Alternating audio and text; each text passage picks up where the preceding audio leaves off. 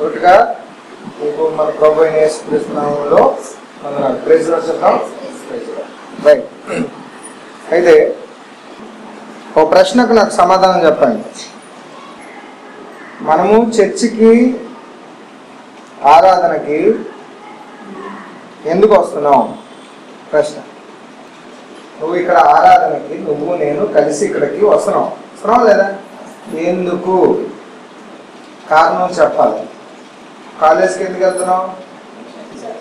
చదువుకోవడానికి. Very good. స్కూల్కి ఎందుకు వెళ్తున్నారు?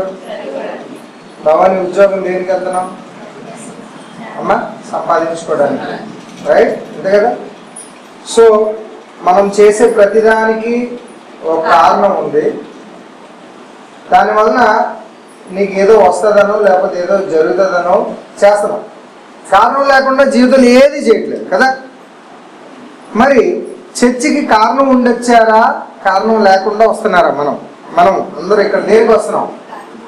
కారణం ఉండే వస్తున్నాం. అదే అడిగాను నేను ప్రశ్న. సింపుల్గా అడిగానా లేదా?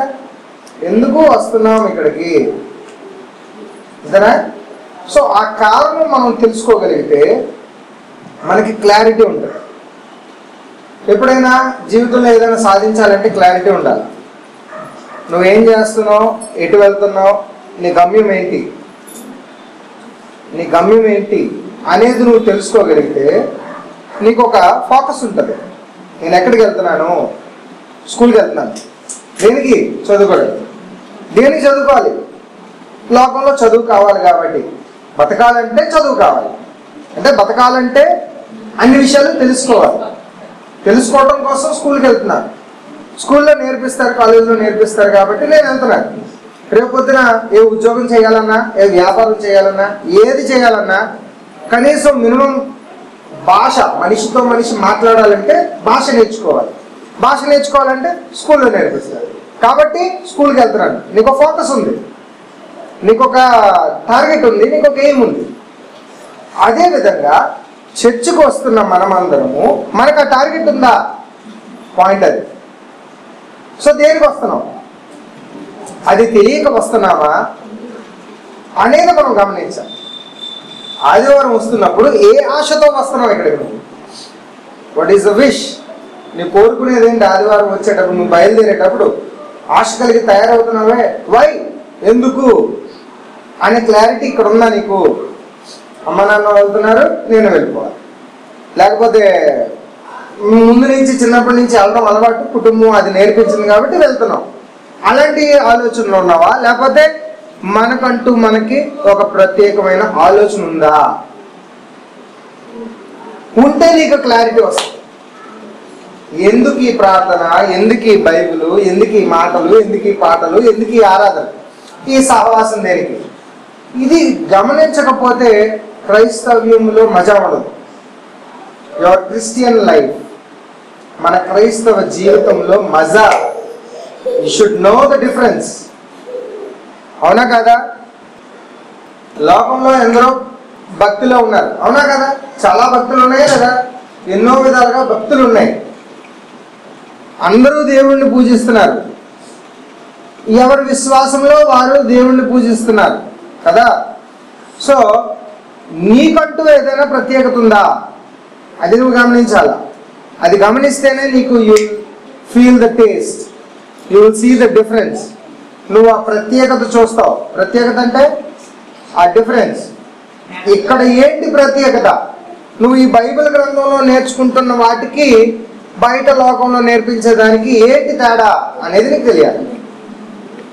సో తెలియకపోతే క్రైస్తవ్యం వ్యర్థం. తెలుసా తెలీదా? సూటికి వెళ్ళిపోదాం.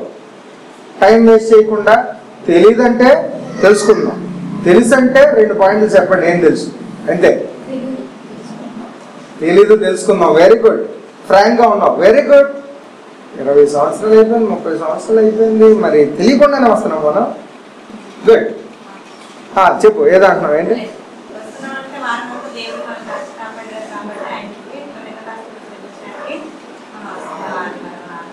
గుడ్. ఒక పాయింట్ బాగుంది. ఆదివారం పూట దేవుడు సన్నిధికి మనమందరం కలిసి మనల్ని కాపాడుతున్న దేవుడికి, మేలులకి కృతజ్ఞత చెల్లించడానికి వస్తున్నావు. Very good. బట్ నేను అడిగింది చర్చికి వస్తున్నావు ఎందుకు, ఓకే, అసలు క్రైస్తవ్యానికి బేస్ మూలపాఠం నువ్వు ఎందుకు నమ్మావు పాయింట్ అది.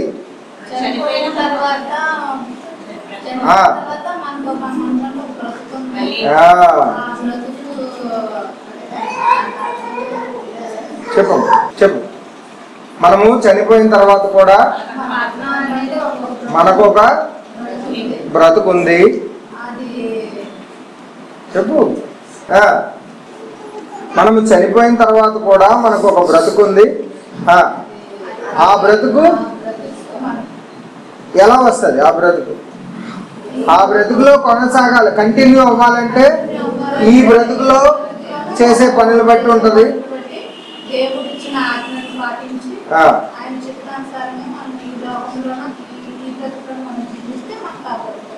Right, good.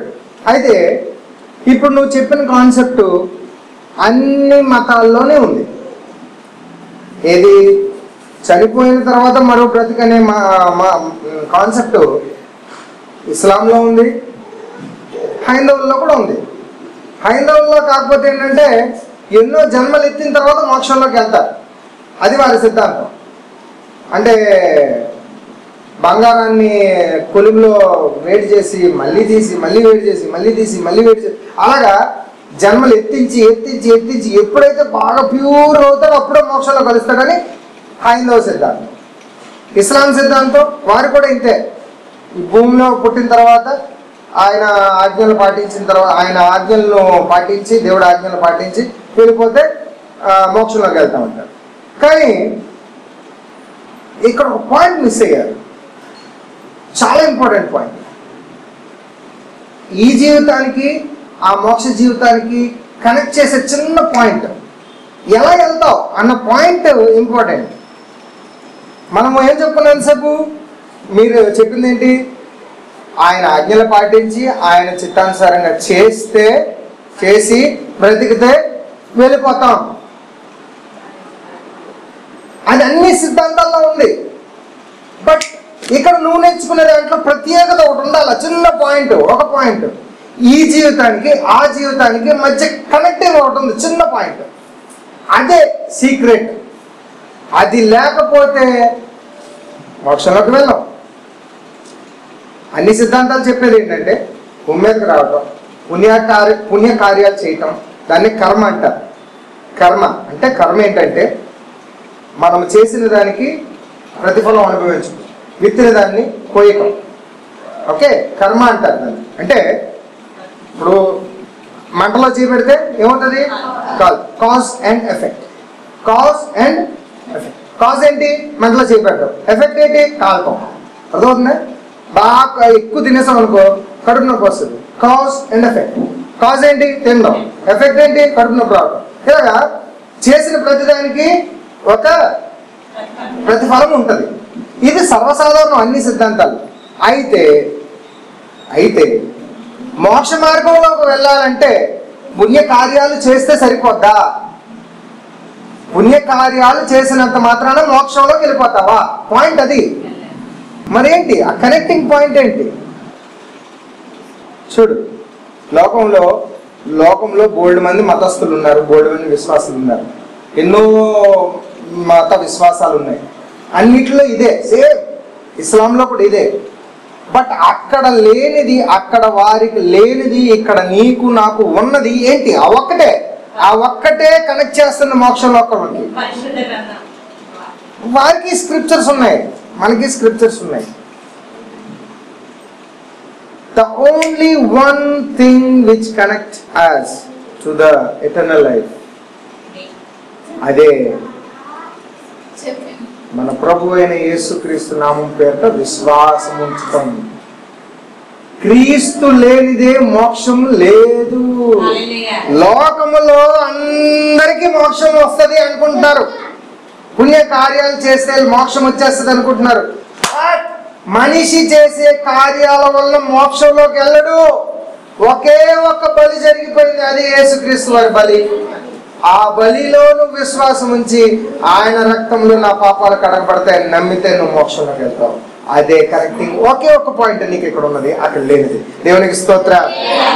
నీకు ఇక్కడ ఉన్నది అదే, యేసుక్రీస్తు వారు అనే ఒక వరం, దేవుడిచ్చిన వరం. మనమందరం దేవుణ్ణి పూజిస్తున్నాం. లోకంలో ఉన్న అన్యులు దేవుణ్ణి పూజిస్తున్నారు, హైందవులు ఆ దేవుడిని పూజిస్తున్నారు, ఇస్లాం వాళ్ళు అదే దేవుడు అని పిలుస్తున్నారు. అందరూ పిలిచేది దేవుడిని ఒక్కడే, ద ఓన్లీ వన్ గాడ్. ఎందుకంటే ఇంతమందికి నీకు ఒక దేవుడు నాకు ఒక దేవుడు లేడు కదా, దేవుడు అన్న ఆయన ఒక్కడే. హైందవుల్లో కూడా, హిందూయిజంలో కూడా చెప్పేది అదే, దేవుడు ఒక్క ఆయనే. వారు కూడా అదే అంటారు, దేవుడు ఒక్క ఆయనే. కానీ రకరకాల దేవతలని పూజిస్తారు. Right, okay. అయితే మనకి ఇక్కడ బైబిల్ గ్రంథంలో నేర్పించేది ఏంటంటే, బైబిల్లోంచి దేవుడు నేర్పించేది ఏంటంటే, వారికి లేనిది నీకున్నది ఏంటంటే ఒక మార్గం, మోక్షం. మోక్షంలోకి చేరిగే మార్గం, మన పాపాలు కడిగే ఒక బలి, అదే యేసుక్రీస్తు. ఆ యేసుక్రీస్తు నామము, the name of Jesus Christ. ఆయన నామం పేరట నువ్వు ఏది అడిగినా క్షమించబడుతుంది. ఆయన నామం పేరట నువ్వు ఏది చేసినా దేవుడు ఆమోదిస్తారు. సో అందరికీ ఒక ఆయనే దేవుడు. సో డిఫరెన్స్ ఏంటి ఇప్పుడు చెప్పండి? యేసుక్రీస్తు అనే నామము, ఆ పరిశుద్ధ రక్తము మన జీవితాల్లో ఉండాలి. సో ఇక్కడికి వచ్చేది దేనికోసం? వచ్చే మోక్ష మార్గం. ఇంకొక బ్రతుకుంది, మనం చనిపోయినా సరే మళ్ళీ మన బ్రతుకు కంటిన్యూ అవుతుంది. కాకపోతే శరీరంలో ఉండం కానీ ఆత్మలో ఉంటాము. ఏ ఆత్మగా ఇదివరకు ఉన్నాము, శరీరంలోకి దూరాము, శరీరం నుంచి మళ్ళీ వెళ్ళిపోతాం. సో ఈ ఆత్మకు అంతం లేదు. కానీ ఇక్కడికి వచ్చిన తర్వాత వెళ్ళేది రెండు మార్గాలు, రెండు స్థానాలు. ఒకటి నరకం, ఒకటి దేవునిలో, అదే పరలోకం. సో ఈ రెండు మార్గాల్లో ఏదో ఒకదానికి చేరాలంటే నీకు యేసుక్రీస్తు నామం పేరుట నువ్వు విశ్వాసం ఉంచి నమ్మిక ఉంచి నువ్వు బాప్తిసం పొందితే దేవునిలోకి చేరదావు. లేదు, యేసుక్రీస్తుని నమ్మకుండా పాపంలో నుండి, నమ్మి కూడా పాపంలో నుండి, ఏ విధమైన పాపం మన జీవితంలో ఉన్నా మనం నరకంలోకి. సో నీకు క్లారిటీ ఉండాలి, ఇక్కడికి ఎందుకు వస్తున్నాం అనేది ఆ క్లారిటీ ఉండాలి. సో క్లారిటీ వచ్చినప్పుడు ఫోకస్ వచ్చిందా? ఎందుకు చర్చికి వస్తున్నాం, ఎందుకు మనము ప్రార్థనకు వస్తున్నాం, ఎందుకు ఈ బైబిల్ నేర్చుకుంటున్నాం, ఎందుకు? ఆ మోక్ష మార్గంలోకి చేరాలి. మరొక జీవితం ఉంది, ఆ జీవితం అంతం లేని జీవితం. ఆ జీవితంలోకి చేరాలంటే క్రీస్తు ఒక్కలే మార్గం. సో ఆ క్రీస్తు మార్గాన్ని మనం సరిగ్గా పాటిద్దాం. దేవుడి మాటలు దీవించుకుంటాం. ఆమేన్.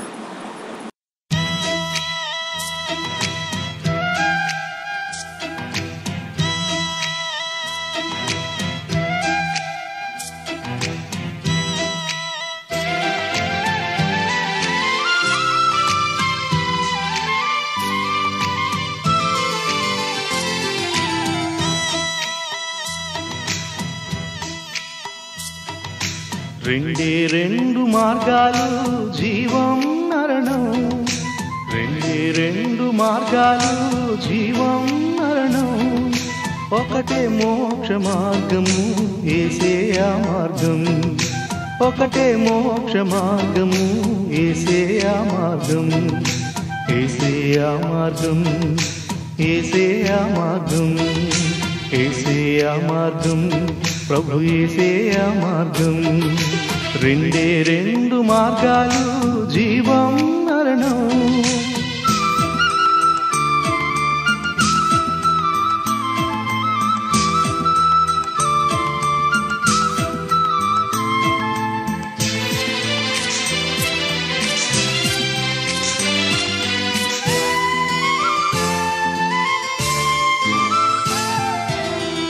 పాపము పోయే మార్గము తెలియక చీకటిలో మనిషి వెదకుచున్నాడు. వ్రతములు పూజలు చేసిన దాని, పుణ్యనదులలో మునిగిన దాని, పాపము పోదు మోక్షము రాదు, పాపము పోదు మోక్షము రాదు. యేసయ్యా మార్గం, ప్రభు యేసయ్యా మార్గం, యేసయ్యా మార్గం, ప్రభు యేసయ్యా మార్గం. రెండే రెండు మార్గాలు, జీవం మరణం.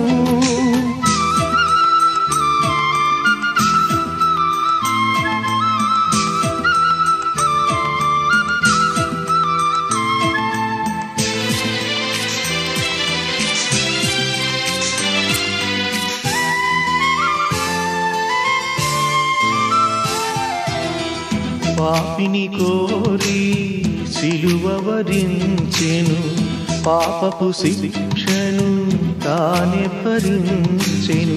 నింగిలో నడుమకు కొయ్యపై వేలాడి శపిత మరణమును పొందెను యేసు. రక్తము కార్చెను, ముక్తినో సగెను, రక్తము కార్చెను, ముక్తినో సగెను. యేసయ్యా మార్గం, ప్రభు యేసయ్యా మార్గం, యేసయ్యా మార్గం, ప్రభు యేసయ్యా మార్గం. రెండే రెండు మార్గాలు, జీవం మరణం. రెండే రెండు మార్గాలు, జీవం మరణం. ఒకటే మోక్ష మార్గము, యేసయ్యా మార్గం. ఒకటే మోక్ష మార్గము, యేసయ్యా మార్గం. యేసయ్యా మార్గం, ప్రభు యేసయ్యా మార్గం, యేసయ్యా మార్గం, ప్రభు యేసయ్యా మార్గం. రెండే రెండు మార్గాలు, జీవం మరణం. ఏ విధమైన పాపం మన జీవితంలో ఉన్నా మనం నరకంలోకి. సో నీకు క్లారిటీ ఉండాలి, ఇక్కడికి ఎందుకు వస్తున్నాం అనేది ఆ క్లారిటీ ఉండాలి. సో క్లారిటీ వచ్చినప్పుడు ఫోకస్ వచ్చిందా, ఎందుకు చర్చికి వస్తున్నాం, ఎందుకు మనము ప్రార్థనకు వస్తున్నాం, ఎందుకు ఈ బైబిల్ నేర్చుకుంటున్నాం, ఎందుకు ఆ మోక్ష మార్గంలోకి చేరాలి. మరొక జీవితం ఉంది, ఆ జీవితం అంతం లేని జీవితం. ఆ జీవితంలోకి చేరాలంటే క్రీస్తు ఒక్కలే మార్గం. సో ఆ క్రీస్తు మార్గాన్ని మనం సరిగ్గా పాటిద్దాం. దేవుడి మాటలు దీవించుకుంటాం. ఆమేన్. ప్రార్థన చేసుకుందాం, కళ్ళు మూసుకుందాం.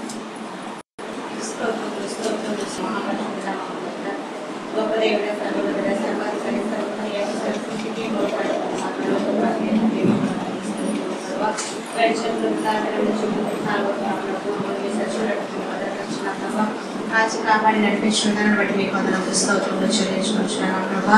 ఇదిగో నా తండ్రి ప్రభా, ఉదయకాలం నుంచి నా ప్రభా, ఇదిగో నీ మందిరానికి వచ్చిన ప్రతి బిడ్డని జ్ఞాపకం చేసుకోండి. మీకు వందనాలు స్తోత్రాలు ప్రభా. ఏ బిడ్డ ఏ మనసుని సన్నిధానికి వచ్చి మొరపెడుతుందని నా ప్రభా, ప్రతి మొరని మీరు ఆలపించండి. నాయన నీకు వందనాలు స్తోత్రాలు ప్రభా. అయ్యా మమ్మల్ని నా ప్రభా, నాయన వారం అంతా మమ్మల్ని కాచి కాపాడావు నా ప్రభా. ఎన్నో ఆపదల నుంచి నా ప్రభా, ఎన్నో కష్టాల నుంచి, ఎన్నో శ్రమల నుంచి, ఎన్నో బాధల నుంచి నా ప్రభా మమ్మల్ని విడిపించి కాచి కాపాడావు ప్రభా. అయ్యా మీకు కృతజ్ఞతాస్తుతులు చెల్లించుకోవడానికి మేము వచ్చాను. నీకు వందనాలు స్తోత్రాలు ప్రభా. నా తండ్రి అయ్యా ఇంతసేపు నా ప్రభా మీరుండి నడిపించిన విధానాన్ని బట్టి నీకు వందనాలు స్తోత్రాలు ప్రభా. నీ వాక్యం అనే మాటలతో మాతో మాట్లాడావు ప్రభా. నీకు వందనాలు స్తోత్రాలు ప్రభా. నిజమే నా ప్రభా, మేము క్రైస్తవులుగా ఉండి నా ప్రభా ఎన్ని సంవత్సరాలు వచ్చినా నా ప్రభా అయ్యా మేము ఎందుకు వస్తున్నామో మాకు తెలియని అయోమయ స్థితిలో మేము ఉంటున్నాము నా ప్రభా. నైనా ఈ దినాన నీవు మాతో మాట్లాడావు ప్రభా. నీకు వందనాలు స్తోత్రాలు ప్రభా. అయ్యా యేసుక్రీస్తు నామంలోనే ప్రభా నా తండ్రి నాయన ప్రభా అయ్యా నీ క్రియలు నీ పనులు మేము చేసినప్పుడే నా ప్రభా, నీ యందు విశ్వాసం ఉంచినప్పుడే నా ప్రభా నాయన అయ్యా నీ రాజ్యంలో మేము వారసులం అవుతాం నా ప్రభా నాయన. అటువంటి మనస్సు మాకు జ్ఞానం నేర్పించండి నాయన. నీకు వందనాలు స్తోత్రాలు ప్రభా నాయన. వచ్చిన మాతో మీరుండండి ప్రభా. వినగలిగిన చెవులు గ్రహించిన మనసు మాకు దయచేయండి నా ప్రభా. నీ వాక్యానుసారంగా మేము నడుచుకునే జీవితాలు మాకు దయచేయండి. నీకు వందనాలు స్తోత్రాలు ప్రభా. వచ్చిన ప్రతి బిడ్డతో మీరు మాట్లాడండి నా ప్రభా నైనా. నాది అంతవరకు మీరే ఉండి మహిమాఘనత ప్రభావం చెల్లించుకోమని మా ప్రభు యేసుక్రీస్తు అడిగి వేడుకొనిచున్నాము తండ్రి. ఆమేన్.